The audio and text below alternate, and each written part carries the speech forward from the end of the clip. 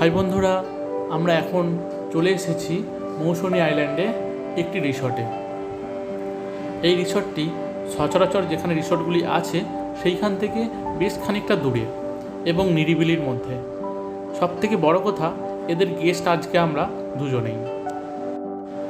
এইখানে এসে জানতে পারলাম মৌসুনী আইল্যান্ডের বেশিরভাগ রিসর্টগুলি বর্ষায় বন্ধ থাকে এবং তারা তাদের মেনটেন্যান্সের কাজগুলি করে।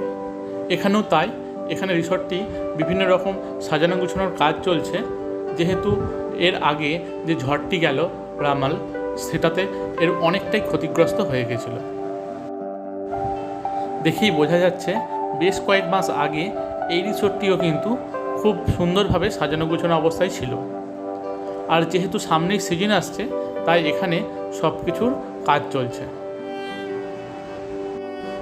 এই রিসর্টটি যেহেতু একদম নিরিবিলি একটি সুন্দর শান্ত জায়গায়, তাই আমরা এদিক ওদিক না তাকিয়ে এই অগাছালো রিসর্টটিকেই আজকে রাতে থাকার জন্য বেছে নিলাম।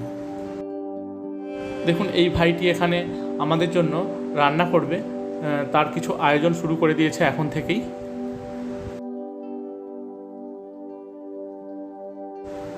আমরা আসবো সেটা ওনারা জানতেন না, হঠাৎ করে আমাদেরকে ওনারা বুক করেছেন, তাই ওনারাও যতটা সম্ভব চেষ্টা করছেন যতটা সার্ভিস ভালো দেওয়া যায়।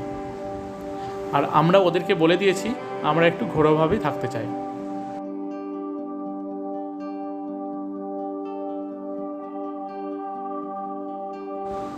ওই যে দূরে ঘরটি দেখছেন, ওটি হচ্ছে ওদের রান্নাঘর ছিল।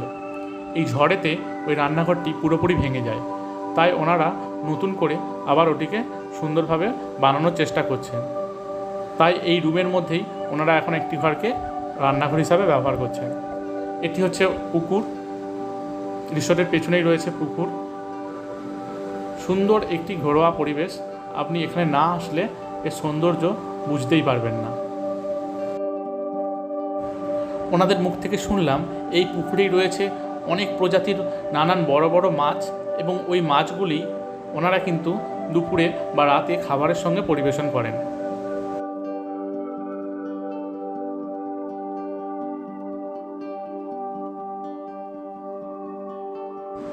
এখানে রয়েছে পানীয় জলের ব্যবস্থা।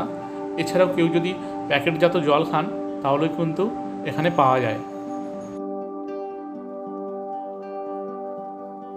এটি হচ্ছে খাবার টেবিল, এখানে দুপুরে বা রাতে খাবার পরিবেশন করা হয়।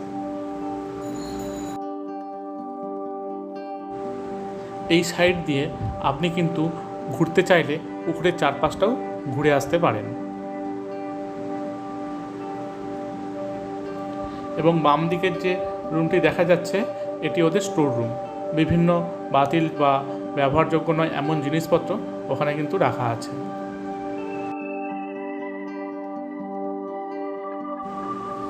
ওনারা আমাদের ওয়েলকাম ড্রিঙ্কস এবং ব্রেকফাস্টের জন্য কিছু ব্যবস্থা করছেন, তাই আমরা তার আগে চারিদিকটা ঘুরে দেখে নিচ্ছি।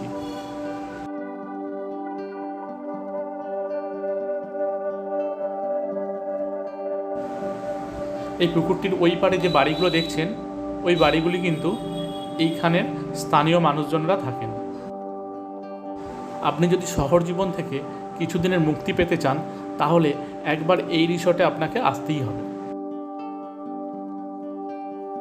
চলুন, চারিদিকটা তো ঘুরে নেওয়া হলো, এখন দেখাই আপনাদেরকে আমাদের রুমটি। এই রুমগুলি কিন্তু সিজনে 1400-1500 টাকা করে দেওয়া হয়। যেহেতু আমরা এখন অফ টাইমে এবং না জানিয়ে চলে এসেছি, তাই আমাদেরকে এটি অনেক কম দামেই দিয়ে দিয়েছেন।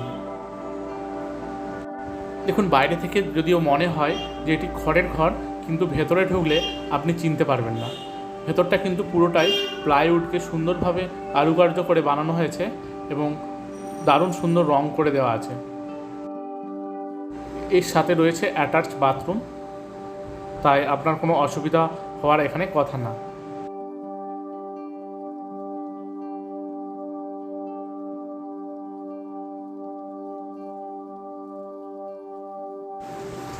ভেতরে হ্যাঙ্গার লাগানো আছে, আপনারা চাইলে জামা কাপড় এখানে রাখতে পারেন। এছাড়াও একটি আয়না দেওয়া আছে, একটি ছোট্ট টেবিল রাখা আছে জলের বোতল বা ব্যাগপত্র রাখার জন্য। এবং বেডটি বেশ বড়, 4 জনে অনায়াসে এখানে থাকা যায়। আর আমরা যেহেতু দুজনেই এসেছি তাই আমাদের কোনো অসুবিধা হওয়ার কথা না।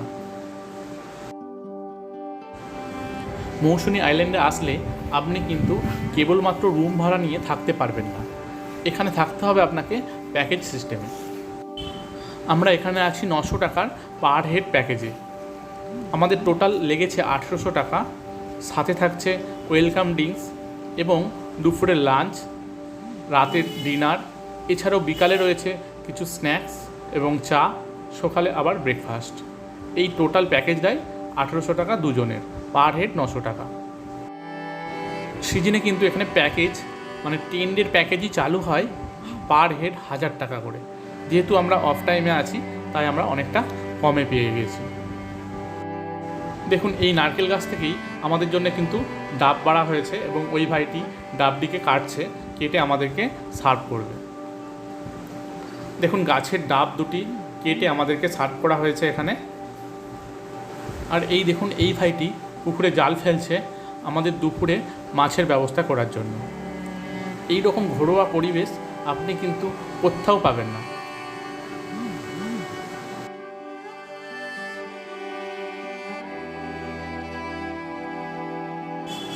ওনারা আমাদের জন্য লাঞ্চের ব্যবস্থা করছেন, আর সেই সময়টাতে আমরা চলে আসলাম সমুদ্রের ধারে।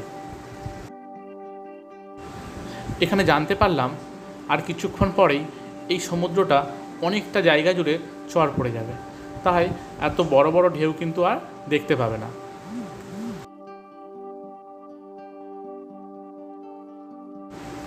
হঠাৎ করেই আপনার মনে হয়ে যেতে পারে যে আমরা দীঘাতে চলে এসেছি, কিন্তু দীঘা না, এটা হচ্ছে মৌসুনী আইল্যান্ড।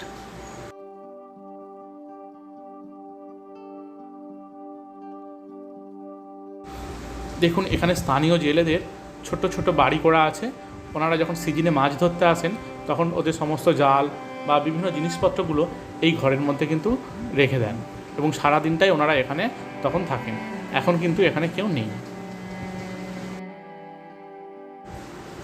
এই যে ছোট ছোট নৌকা বা ডিঙি যেগুলো দেখা যাচ্ছে, সিজনে কিন্তু এইগুলোর মাধ্যমেই স্থানীয় বাসিন্দারা মাছ ধরতে বের হয় সমুদ্রে।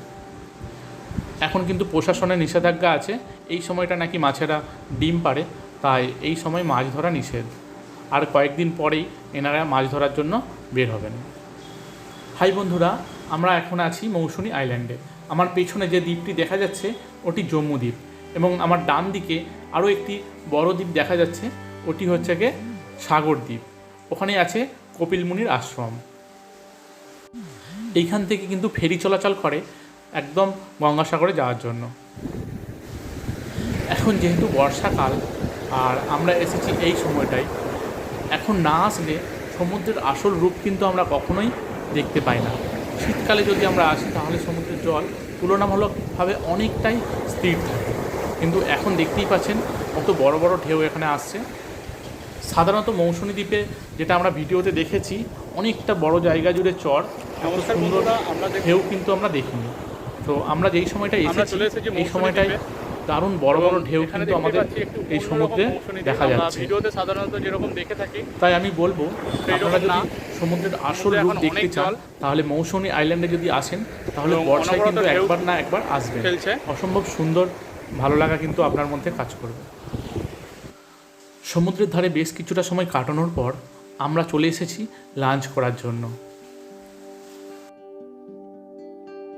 সেই গোল টেবিলের মধ্যেই আমাদের লাঞ্চ পরিবেশন করা হয়েছে।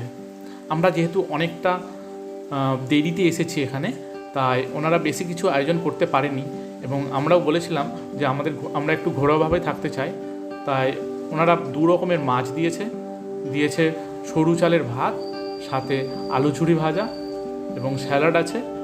এই হচ্ছে গিয়ে আজকে আমাদের দুপুরের মেনু। আপনারা যদি আগে থেকে বলে আসেন তাহলে এই টাকার মধ্যেই কিন্তু অনেক কিছু আপনাদেরকে ওনারা খাওয়াবেন। আমরা ওনাদের রান্নাঘরে ঢুকে দেখেছি বেশ বড় বড় কোম্পানির বিভিন্ন রকম মশলাপাতি কিন্তু ওনাদের রান্নাঘরে আছে, এবং তারই স্বাদ আমরা এই খাবারে কিন্তু পাচ্ছি।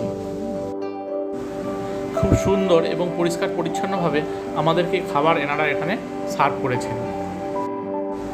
এই দেখুন সাথে দিয়েছে আবার চাটনি এবং পাঁপড়।